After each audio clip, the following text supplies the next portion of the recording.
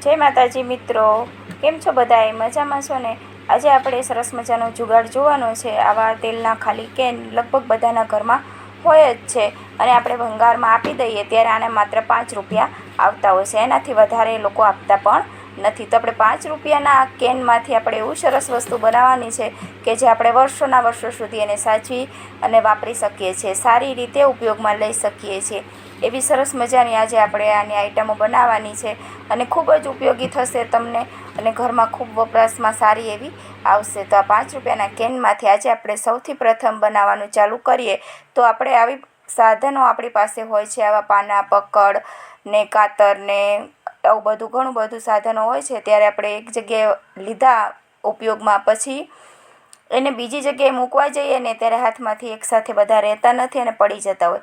તો આપણે શું કરવાનું છે કે આ કેન લઈ લેવાનું છે એક, અને કેનને તમે જુઓ હું કઈ રીતે કાપું છું એ રીતે તમારે કાપવાનું છે. મેં કેન પહેલાંથી કાપીને રાખેલું છે, પણ હું તમને ફરી વખત બતાવી દઉં, કારણ કે કેન કાપતા છે ને વાર બહુ લાગે છે. આ જાડું પ્લાસ્ટિક છે એટલે તો વિડીયો લાંબો થઈ જાય. એટલે મેં પહેલાં કેન કાપી લીધેલું છે અને હવે તમને બતાવી દઉં છું કે આ રીતે આપણે કેન કાપવાનું છે. 2 ભાગ આડા કરવાના છે, ઉપરથી નીચે સુધી અને આ બાજુ ઉપરથી નીચે સુધી. તળિયું આપણે કાપવાનું નથી. પછી આ રીતે 2 ભાગ તમે સહેજ ખુલ્લા કરશો એટલે જગ્યા થઈ જશે.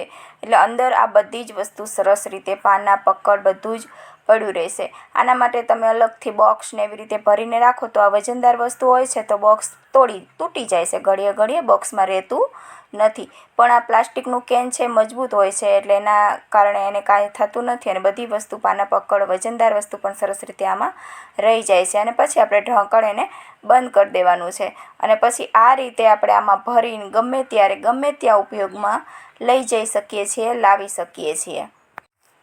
હવે પ્લાસ્ટિકના તેલના આવા ખાલી ડબ્બાનો જ આપણે બીજો ઉપયોગ જોઈએ. આ આઈડિયા ખૂબ જ ગમશે તમને. તો આ રીતે આપણે કેન કાપી લેવાનું છે.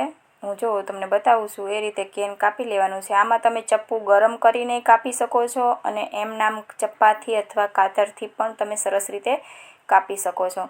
ધારદાર સરસ એવું ચપ્પુ હશે તો એમનામ ગરમ કર્યા વગર, ગેસ બગાડ્યા વગર જ તમે આને કાપી શકશો. પણ મને ખબર નહોતી કે આ કેન એમનામ કપાઈ જશે તો મેં છરી ગરમ કરી લીધી છે. એટલે મેં ચપ્પુ ગરમ કરીને લીધું છે, પણ તમે એમનામ પણ કાપી શકશો, ગેસ નહીં બગડે. આ રીતે તમારે હળવે હળવે કાપી લેવાનું છે. બહુ સરસ રીતે જો મેં બતાવ્યો એ રીતે આકાર આપીને તમે કાપી શકો છો અથવા તમે બીજો આકાર પણ આપી શકો છો. પણ આપણે ખાસ એ ધ્યાન રાખવાનું છે કે આપણે ખીલ્લીમાં લગાડી શકીએ એ જગ્યા આપણે થોડીક ઊંચી અને સરસ એવી રાખવાની છે. જો મેં આગળથી સીધો જ ભાગ કાપ્યો છે અને પાછળના ભાગે થોડુંક ઊંચી એવી જગ્યા રાખી છે અને એમાં ખીલ્લી માટે આપણે એક સરસ કાણું પણ પાડી દીધું છે જેથી આપણે ખીલ્લીમાં લગાડી શકીએ. અને હવે આ સરસ એવું ઓર્ગેનાઇઝેશન આપણે બનીને તૈયાર થઈ ગયું છે. જો આપણે અરીસાની આજુબાજુમાં સેમ તેલ ને પાવડર ને સ્પ્રે ને આવું બધું રાખતા હોય છે, બોડી લોશન ને બધું અરીસાની બાજુમાં પડ્યું રહેતું હોય છે, અથવા આડું અવળું ક્યાંય મૂકતા હોઈએ છીએ તો આ રીતે મૂકી શકીએ છીએ. હવેનો આઈડિયા ખૂબ જ સરસ અને મહત્ત્વનો છે. ખૂબ જ ઉપયોગી થશે જ્યારે વાડીમાં અથવા તો બહાર શેરીમાં અથવા તો ક્યાંય ખુલ્લી જગ્યામાં આપણે પાણીની મોટર રાખી અને નળેથી પાણી ભરતા હોઈએ છીએ ત્યારે મોટર પલળવાનો વરસાદની સિઝનમાં, ચોમાસાની સિઝનમાં ખૂબ આપણને ડર રહેતો હોય છે ને આપણે મોટર જલ્દી ત્યાંથી લઈ લેવી પડતી હોય છે. તો આ પાણીની મોટરને આપણે સરસ રીતે ઢાંકવાનો એક નવો જ આઈડિયા ગોતી લીધો છે. તો આપણે અત્યારે પણ આપણે કેન જ લેવાનું છે. એના માટે પણ કેનમાંથીને જ નવો જુગાડ કરવાનો છે, નવું ઓર્ગેનાઇઝેશન બનાવવાનું છે.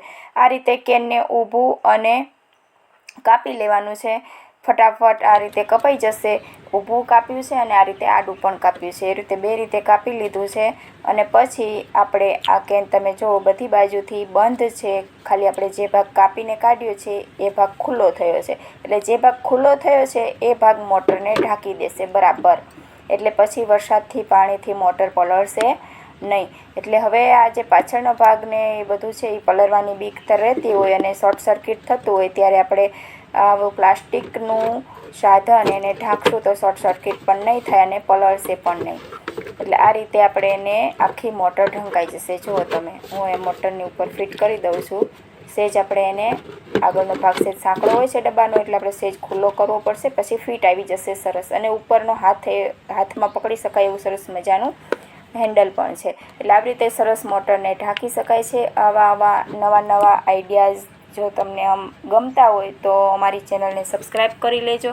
અમે અમારી ચેનલની અંદર આવા નવા નાના આઈડિયાઝ મૂકતા હોઈએ છીએ. જે વસ્તુ નકામી હોય છે, જેનો આપણે ક્યારેય ઉપયોગ ન થઈ શકે, ભંગારમાં જાય એવી વસ્તુ હોય છે, એને પણ આપણે સરસ રીતે 5 મિનિટની અંદર જ સરસ એવી રીતે ઉપયોગમાં લઈ શકીએ છીએ અને આપણે ખૂબ જ સારા એવા પૈસાનો બચાવ પણ કરી શકીએ.